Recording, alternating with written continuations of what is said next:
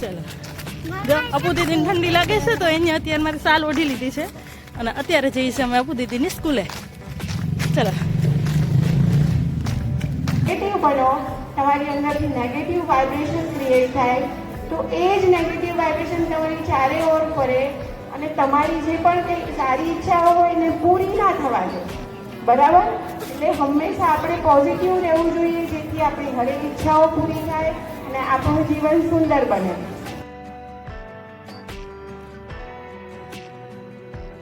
અને આ જો બાળકો મસ્ત ડાન્સ કરી રહ્યા છે અત્યારે.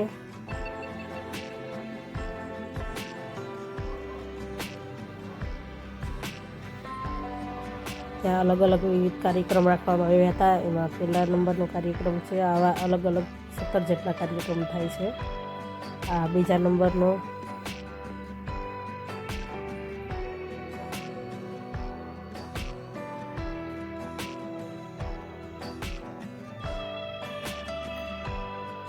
નાના નાના ભૂલકાઓનો ત્રીજા નંબરનો છે ડાન્સ.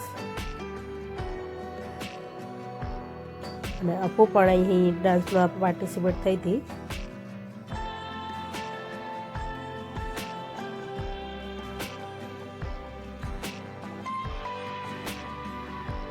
અને તમે આગલા વિડીયોમાં જોયું જ હશે અપુને પણ આપણે પંજાબી કપડાં પહેર્યા હતા એમણે.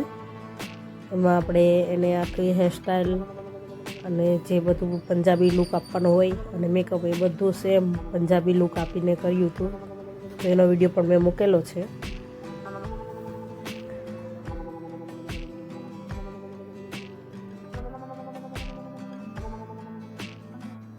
નાના નાના બધા ભૂલકાઓમાં ઉત્સાહ તો જો.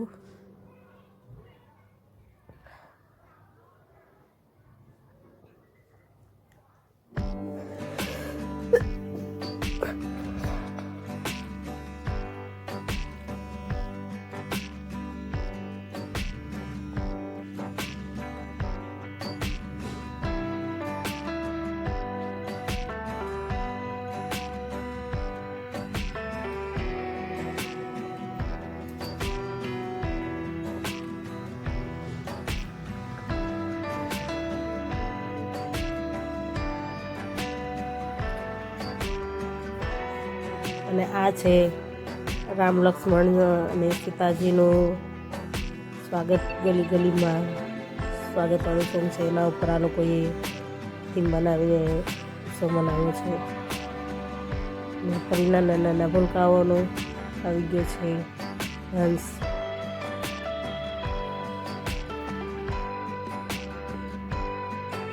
બધા બાળ મંદિરના જ નાના નાના ભૂલકાઓ છે. તો કેટલું મસ્ત ડાન્સ કરી રહ્યા છે.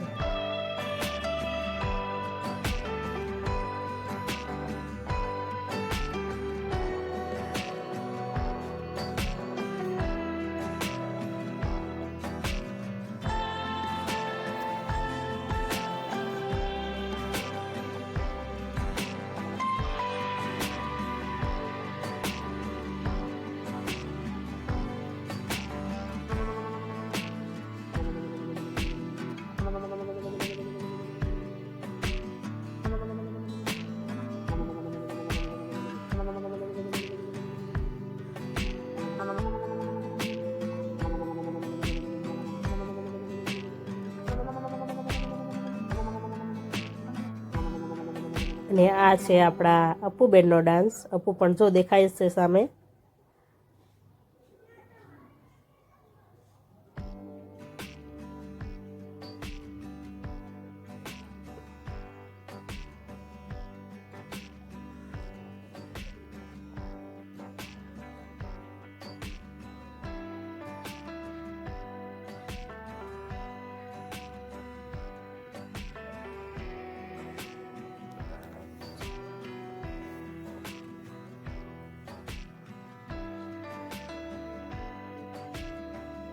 અહીં વાલીઓ પણ ઘણા 26મી જાન્યુઆરીમાં બાળકોને જોવા માટે આવેલા.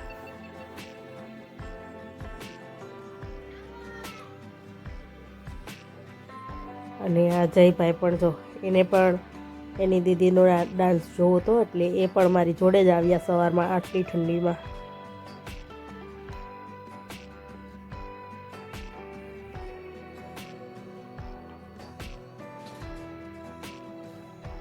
અને વિવિધ કપડાં ને અલગ અલગ ટીમો બનાવીને આ લોકોએ મસ્ત ડાન્સ કર્યો છે છોકરાઓએ. જો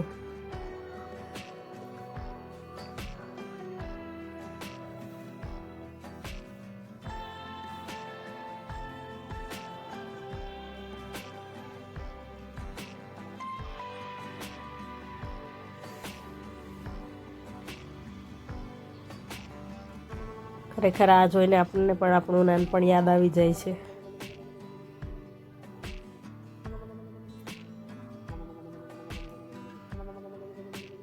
અને આમાં 350 જેટલા વિદ્યાર્થીઓએ ભાગ લીધેલો. આ એ બધા વિદ્યાર્થીઓની આખી ટીમ છે.